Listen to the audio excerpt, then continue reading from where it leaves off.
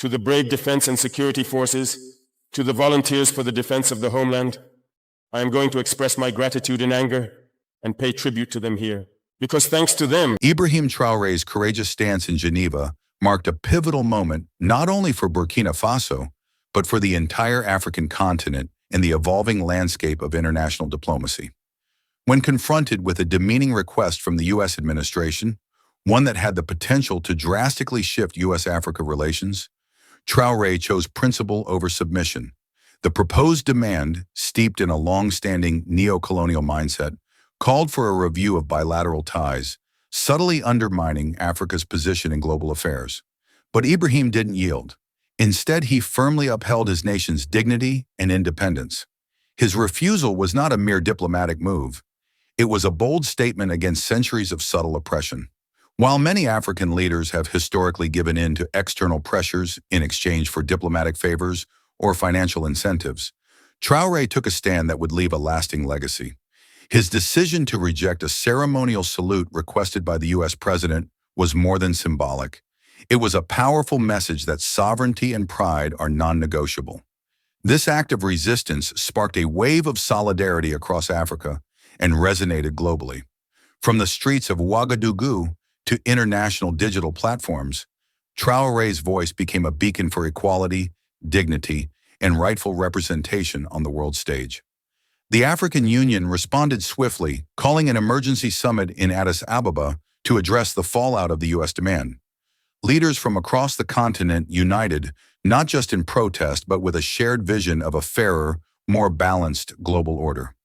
This meeting led to the historic Addis Ababa Declaration, which set new standards for African diplomacy and called for the recognition of Africa's sovereignty free from colonial shadows. In the aftermath of the Geneva confrontation, Ibrahim Traoré's influence soared. He became an international symbol of principled leadership. His speeches were widely studied, from Harvard to the University of Cape Town, and think tanks and universities alike sought his perspective. Traoré was no longer seen as just a national figure. He was a visionary who had redefined what leadership meant in the modern era. The economic impact was just as profound. The Continental Dignity Fund, born out of Africa's unity, crossed $2 billion, empowering countries to reduce foreign dependency and invest in self-sustained growth.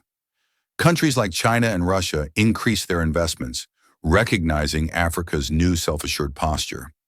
Western nations, on the other hand, were forced to reevaluate their foreign policy strategies, acknowledging that Africa was now an assertive and equal player in global affairs.